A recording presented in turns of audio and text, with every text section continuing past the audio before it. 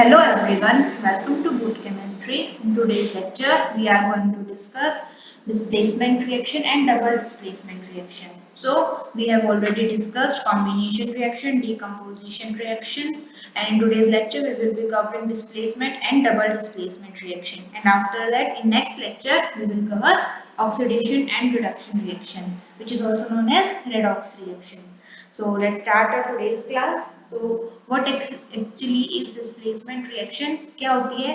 As the name suggests, displacement का मतलब क्या होता है? कोई एक एटम जाए और उसकी जगह पर कोई और आ जाए, यानी कि उसकी रिप्लेसमेंट, राइट? तो डिस्प्लेसमेंट रिएक्शन को अगर आप जनरली लिखना चाहे तो किस तरीके से लिख सकते हैं? A plus B C. तो यहाँ पे क्या होगा? A एटम B को डिस्प्लेस कर देगा, यानी कि B की जगह पर A एटम आ जाएगा। तो क्या सॉल्ट बन जाएगा हमारा? AC। और B जो है वो रिएक्शन से बाहर, यानी कि यहाँ पे जो कंपाउंड फॉर्मेशन हो रही थी यहाँ से अलग हो गया बेचारा B और अलग से पड़ गया, यहाँ पे अकेला पड़ गया। तो यहाँ पर क्या होता है, जो A है this is more reactive metal, जो ज्यादा रिएक्टिव होता है वो किसी और के फील्ड में भी जाकर के उसको वहां से डिस्प्लेस कर देता है। तो यहाँ पर हमने क्या देखा, A काफी स्ट्रॉन्ग था, इसीलिए इसकी ज्यादा रिएक्टिविटी की वजह से इसने क्या किया, B को डिस्प्लेस कर दिया और B की जगह पर खुद आके यहाँ पर C के साथ इसने कंपाउंड फॉर्मेशन कर दी। सो अगर हम डिफाइन करें डिस्प्लेसमेंट रिएक्शन को तो क्या बोलेंगे? The reactions in which one atom or a group of atom of a compound is replaced by another atom, or we can say radical as well. इसको हम क्या बोल देते हैं? Displacement reaction. कुछ केसेस में इसको सिंगल डिस्प्लेसमेंट रिएक्शन भी बोलते हैं। ऐसा इसका रीजन क्या है, ये जब हम डबल डिस्प्लेसमेंट रिएक्शन करेंगे तब क्लियर करते हैं। ओके, तो डिस्प्लेसमेंट रिएक्शन का दूसरा नाम सब्स्टिट्यूशन रिएक्शन भी है। तो अगर बाई चांस गलती से सब्स्टिट्यूशन रिएक्शन लिखा आ जाए तो आपको ये नहीं सोचना कि ये कौन सी सिक्स्थ टाइप आ गई। Actually, displacement reaction is also known as substitution reaction as well. Substitution का मतलब भी displacement ही होता है। ओके, तो बेसिक रूल क्या है डिस्प्लेसमेंट रिएक्शन का? हमेशा ध्यान रखना है कि जो भी मोर रिएक्टिव मेटल होगा वो लेस रिएक्टिव मेटल को डिस्प्लेस कर देगा, वहां से हटा देगा। A more reactive metal displaces a less reactive metal from its salt solution and sets the less reactive metal free. ये तो लो है नेचर का, जो भी ज्यादा स्ट्रांग होता है वो क्या करता है, हमेशा वीकर को डिस्प्लेस कर ही देता है। तो सेम यहाँ पर केमिकल रिएक्शंस के साथ भी होता है। तो कैसे पता चलेगा कि कौन सा मेटल मोर रिएक्टिव है या कौन सा मेटल लेस रिएक्टिव है? तो ये पता करने के लिए एक पूरी एक्टिविटी सीरीज बनाई गई है जिसको हम रिएक्टिविटी सीरीज भी बोल देते हैं, विच इज दिस। तो यहाँ पर मेटल्स को अरेंज किया गया है, जो मेटल ऊपर है वो ज्यादा रिएक्टिव है, which it is most reactive, और जो मेटल सबसे नीचे प्रेजेंट है वो लीस्ट रिएक्टिव है। यानी कि अगर इस मेटल ने सॉल्ट बना रखा होगा लीस्ट रिएक्टिव मेटल ने, तो जैसे ही मोस्ट रिएक्टिव मेटल आएगा वो क्या करेगा, उसको डिस्प्लेस कर देगा और बेचारा जो लीस्ट रिएक्टिव मेटल होता है वो अकेला फ्री फॉर्म में साइड में सेपरेट आउट हो जाएगा, अकेला पड़ जाएगा। ठीक है, तो रिएक्टिविटी सीरीज आपको समझ में आ गया। इसी को हम एक्टिविटी सीरीज भी बोल देते हैं। एक्टिविटी सीरीज का मतलब क्या होता है, ये वो सीरीज जिसके अंदर हमने मेटल्स को अरेंज किया है on the basis of their reactivity. So we can say when metals are arranged in decreasing order of their reactivity, तो सीरीज को हम क्या बोल देते हैं? एक्टिविटी सीरीज बोल देते हैं, राइट। फॉर एग्जांपल मैं यहाँ पे एग्जांपल के तौर पे लेती हूँ, हमारे पास सॉल्यूशन है जिंक प्लस कॉपर सल्फेट। ठीक है, जिंक का कॉपर सल्फेट का सॉल्यूशन है और इसके अंदर आपने डाल दिया जिंक। तो हम पहले ये देख लेंगे जिंक की पोजीशन कहाँ पर है। यस, जिंक ये ऊपर है, और अगर आप कॉपर की पोजीशन देखेंगे तो ये काफी नीचे है। इसका मतलब क्या हो गया, जिंक ज्यादा रिएक्टिव है कॉपर से। तो अगर आपने इनकी रिएक्शन कराई तो क्या होगा, जिंक प्लस कॉपर सल्फेट। अब जिंक ज्यादा रिएक्टिव है इसीलिए ये कॉपर को डिस्प्लेस कर देगा। तो हमें क्या मिलेगा, we will get zinc sulphate plus जो कॉपर बेचारा लेस रिएक्टिव था इसीलिए अलग हो गया। So this is an example of displacement reaction. ठीक है, तो डिस्प्लेसमेंट रिएक्शन को समझने के लिए थोड़ी सी एक्टिविटी करके देख सकते हैं हम लोग लैब के अंदर। तो क्या किया गया इस एक्टिविटी के अंदर, दो टेस्ट ट्यूब्स ली गई और दोनों टेस्ट ट्यूब के अंदर कॉपर सल्फेट का सॉल्यूशन डाल दिया गया है। ठीक है, कॉपर सल्फेट का सॉल्यूशन जनरली ब्लू कलर का होता है। तो आपको दिख रहा होगा फर्स्ट टेस्ट ट्यूब के अंदर ब्लू कलर का ही है, दोनों को आपने बंद कर दिया। लेकिन सेकेंड टेस्ट ट्यूब के अंदर आपने क्या किया, एक आयरन नेल डाल दी, एक कील डाल दी। ठीक है, अब इसको आपने 1 आवर के लिए छोड़ दिया, 1 घंटे बाद देख लो, फर्स्ट टेस्ट ट्यूब में क्या किया था, सिर्फ कॉपर सल्फेट का सॉल्यूशन था, और सेकंड टेस्ट ट्यूब के अंदर क्या था, कॉपर सल्फेट का सॉल्यूशन था प्लस उसके अंदर कील थी, आयरन की नेल थी, यानी कि यहाँ पर CuSO4 प्लस Fe दो चीजें थी, और फर्स्ट में सिर्फ कॉपर सल्फेट का सॉल्यूशन था। अब आपने इसको 1 घंटे बाद छोड़ दिया, 1 घंटे बाद अगर आप चेक करेंगे तो ये जो आपका ब्लू कलर का कॉपर सल्फेट का सॉल्यूशन था, इसका कलर फेड हो जाएगा। क्या हो गया, ये यहाँ पर इसका कलर चेंज हो चुका है, अभी उतना ब्लू नहीं है, लाइट हो गया है कलर, ठीक है।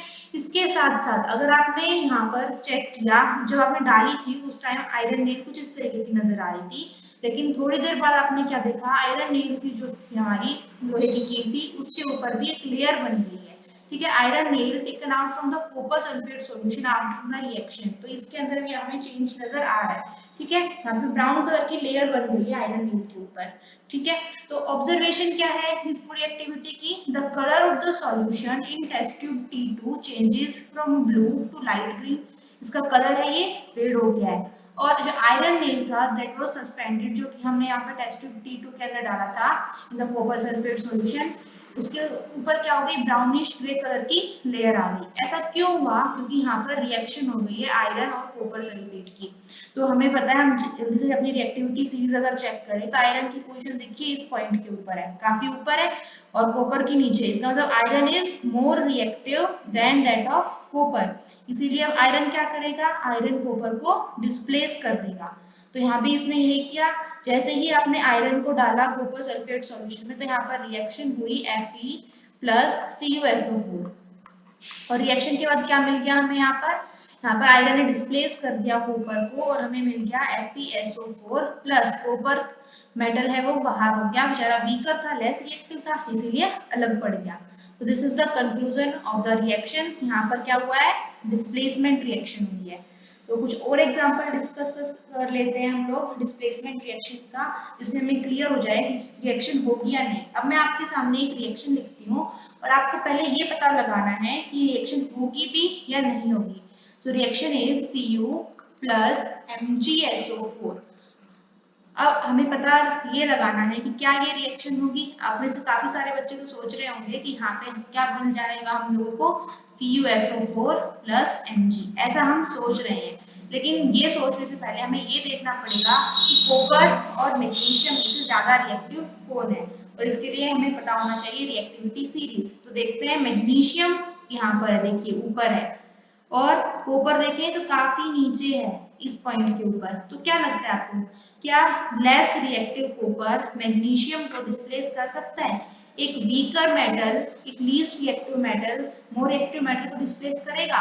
तो आंसर इज नो, नहीं कर सकता। इसका मतलब ये रिएक्शन तो होगी ही नहीं। This is not an example of displacement reaction.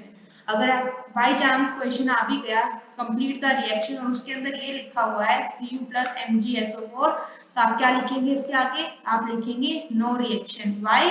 Because a least reactive or lesser reactive metal cannot displace a more reactive metal। तो यहाँ तो केमिस्ट्री का रूल फेल हो जाएगा अगर आपने रिएक्शन करके प्रोडक्ट दिखा दिया तो, ठीक है। चलिए एक और एग्जांपल लेते हैं, लेकिन जिसकी जगह पर कुछ इस तरीके से आता question, magnesium plus copper sulphate, तब क्या रिएक्शन होती, और तब रिएक्शन हो जाती, क्यों? Because magnesium is more reactive than copper, तो फटाफट से रिएक्शन हो जाती, और क्या मिलता हमें, then we will get magnesium sulphate plus copper. तो कॉपर यहाँ पर सेपरेट आउट हो गया। एक और एग्जांपल लेते हैं, देखिए क्या यहाँ पर रिएक्शन पॉसिबल है, यस और नो, कॉपर प्लस AgNO3। तो हम क्या करेंगे, जल्दी से पोजीशन देखते हैं। सिल्वर अगर ऊपर होगा तो फिर वहां पर तो रिएक्शन नहीं हो सकती, लेकिन अगर आप देखें सिल्वर की पोजीशन, तो सिल्वर तो लेस रिएक्टिव मेटल है, इसका मतलब इस बार ये कॉपर इसको डिस्प्लेस कर देगा। क्यों? क्योंकि कॉपर तो ऊपर है, इसका मतलब कॉपर स्ट्रॉन्गर मेटल हो गया, इसलिए अब रिएक्शन जरूर होगी, और क्या मिल जाएगा हमें, we will get copper nitrate CuNO3, और यहाँ पर इसका ट्वाइस करना पड़ेगा, क्योंकि नाइट्रेट पे 1 नेगेटिव चार्ज होता है, कॉपर पे 2 पॉजिटिव होता है, और क्या मिल जाएगा हमें यहाँ पे, हमें सिल्वर मेटल फ्री फॉर्म में मिल जाएगा, राइट। चलिए एक और एग्जांपल, अब हम करते हैं लेड की रिएक्शन। लेड क्यों, अगर आपने रिएक्ट करा दिया कॉपर क्लोराइड के साथ CuCl2 के साथ, तो बताइए रिएक्शन होगी या नहीं होगी। तो चलिए फिर से पोजीशन चेक कर लेते हैं, लेड और कॉपर की सीरीज देखिए यहाँ पर। तो ये देखिए लेड ऊपर है और कॉपर नीचे है, इसका मतलब लेड क्या करेगा, कॉपर को डिस्प्लेस कर सकता है। तो अगर वो डिस्प्लेस करेगा तो क्या मिलेगा हमें, we will get lead chloride plus copper metal. तो यहाँ भी ये रिएक्शन हो गई। एक और लास्ट एग्जांपल कर लेते हैं। यहाँ पर मैं कर रही हूँ जिंक मेटल के साथ की reaction, zinc Zn plus H2SO4 sulphuric acid की अगर रिएक्शन करा दें हमने जिंक के साथ तो बताइए रिएक्शन होगी या नहीं। तो हम देखते हैं जिंक और हाइड्रोजन में से कौन ज्यादा स्ट्रॉन्गर है। तो पोजीशन देखते हैं यहाँ पर, देखिए जिंक की पोजीशन तो कुछ इस जगह पर है, यहाँ पर है हमारा जिंक और हाइड्रोजन ये रहा अपना हाइड्रोजन। तो जिंक जो है हाइड्रोजन से ऊपर पोजीशन पे, इसका मतलब zinc is more reactive than hydrogen. इसका मतलब यहाँ जिंक क्या करेगा, हाइड्रोजन को डिस्प्लेस कर देगा। तो क्या मिलेगा हमें, we will get zinc sulphate plus hydrogen gas. तो यहाँ भी रिएक्शन हो जाएगी and this reaction is also an example of displacement reaction. So I hope आपको डिस्प्लेसमेंट रिएक्शन क्लियर हो गई होगी। So now let's come to double displacement reaction. तो डबल डिस्प्लेसमेंट रिएक्शन के अंदर क्या होता है, जब हमने डिस्प्लेसमेंट रिएक्शन किया था तो यहाँ पर सिंपल एक ही हम बोल सकते हैं कुछ इस तरीके की थी, ए बी प्लस कोई भी, अगर हम डबल डिस्प्लेसमेंट रिएक्शन को करना चाहते हैं जनरलाइज तो किस तरीके से करेंगे। यहाँ पे एक रिएक्टेंट का एनायन दूसरे रिएक्टेंट के कैटायन के साथ एक्सचेंज हो जाएगा और ये एक्सचेंज दो बार होगा, यानी कि ए जो है ये डी के साथ कंपाउंड बना लेगा और यहाँ पर जो बी आपको नजर आ रहा है, बी यहाँ पर एनायन है, ये सी के साथ कंपाउंड बनाएगा। तो किस तरीके से रिएक्शन होने के बाद क्या मिलेगा हमें, AD plus BC। How it is different from displacement reaction. Displacement reaction को जब हमने जनरलाइज किया था तो क्या लिखा था, वी हैव ऑलरेडी रिटन, अगर A रिएक्ट कर रहा है BC के साथ तो हमें क्या मिलेगा यहाँ पर, AC प्लस B। तो यहाँ पर सिंपली एक ही रिएक्टेंट ने डिस्प्लेस किया है, लेकिन यहाँ पर अगर A ने C को डिस्प्लेस किया है तो हम बोल सकते हैं B ने भी तो डिस्प्लेसमेंट रिएक्शन शो की है, राइट। B ने किसको डिस्प्लेस कर दिया है, यहाँ पर A को डिस्प्लेस किया यहाँ पर, तो B ने कंपाउंड बना लिया BC और A ने बना लिया AD। So double displacement reaction को डिफाइन करते हैं, those reaction in which anion and cation of two different molecule switch places, यानी कि दोनों ने अपनी जगह चेंज कर ली, स्विच कर लिया, या हम बोल सकते हैं म्यूचुअल एक्सचेंज कर लिया और इससे दो नए कंपाउंड बनाए हैं forming two entirely different compound, उसको हम क्या बोलते हैं, डबल डिस्प्लेसमेंट रिएक्शन बोलते हैं, राइट। तो इसको भी हम एक एक्टिविटी से समझ लेते हैं। यहाँ पे दो टेस्ट ट्यूब्स ली गई है, एक टेस्ट ट्यूब के अंदर डाला गया है बेरियम क्लोराइड का सॉल्यूशन और दूसरी टेस्ट ट्यूब के अंदर डाला गया है सोडियम सल्फेट का सॉल्यूशन। तो जब बेरियम क्लोराइड का सॉल्यूशन है मींस इसके अंदर बेरियम क्लोराइड डाला और वाटर ऐड कर दिया, सॉल्यूशन बना दिया। दूसरी टेस्ट ट्यूब के अंदर सोडियम सल्फेट डाला, क्या फॉर्मूला होगा सोडियम सल्फेट का, Na2SO4, इसमें वाटर ऐड किया, मिक्स कर दिया। अब इन दोनों टेस्ट ट्यूब को का जो सॉल्यूशन है इनको एक ही टेस्ट ट्यूब के अंदर डाल दिया। तो जैसे ही दो क्लियर सॉल्यूशन थे और जैसे ही इनको ऐड किया एक दूसरे के अंदर तो यहाँ पे व्हाइट कलर के प्रेसिपिटेट बन गए, ठीक है। तो क्या देखा यहाँ पर, अ व्हाइट सब्सटेंस जिसको हम प्रेसिपिटेट बोल रहे हैं, ये इनसॉल्युबल था वाटर के अंदर। तो ये क्या बन गया एक्चुअली में जब इनकी रिएक्शन हुई, किस किस की रिएक्शन हुई होगी यहाँ पर, हमारे रिएक्टेंट की, क्या क्या रिएक्टेंट था हमारे पास, बेरियम क्लोराइड था BaCl2 प्लस सोडियम सल्फेट था Na2SO4। जब इनको रिएक्ट कराया गया तो यहाँ पे डबल डिस्प्लेसमेंट रिएक्शन होगी तो क्या कंपाउंड बनेगा, बेरियम बनाएगा सल्फेट के साथ, तो क्या बन गया अपना BaSO4 सॉल्ट बन गया, प्लस यहाँ पर NaCl भी बनेगा, 2 moles of NaCl। तो I think reaction is already balanced now. तो ये रिएक्शन हुई होगी, तो ऑब्जर्वेशन से तो हमने यही कंक्लूड किया क्या कि it is a double displacement reaction, right. तो प्रेसिपिटेट क्या था, मैंने बताया था आपको पहले भी, वो substance that get settle down at the bottom in the form of insoluble product, उसको हम क्या बोल देते हैं, precipitate. So we can say precipitate is an insoluble product formed by a reaction taking place in liquid solution. जो insoluble substance आपको दिख रहा है वो जनरली क्या होता है, नीचे बैठ जाता है, settle down at the bottom कुछ इस तरीके से, या फिर जो आपका क्लियर सॉल्यूशन था वो इट बिकम्स क्लाउडी, राइट। तो कुछ और एग्जांपल अगर हम देखें डबल डिस्प्लेसमेंट रिएक्शन के, तो एक्चुअल में हम डबल डिस्प्लेसमेंट रिएक्शन को फर्दर क्लासिफाई करते हैं। I am classifying double displacement reaction into two types. What are those two types? Those two types are precipitation reaction and neutralization reaction. So precipitation reaction मैंने अभी आपको बताया, जो previous example किया है हमने, that was an example of precipitation reaction, जिसके अंदर कुछ ना कुछ प्रेसिपिटेट बना and that get settle down at the bottom. And the second type is neutralisation reaction. Neutralisation reaction के अंदर कोई प्रेसिपिटेट तो नहीं बनेगा, but still there is some reaction.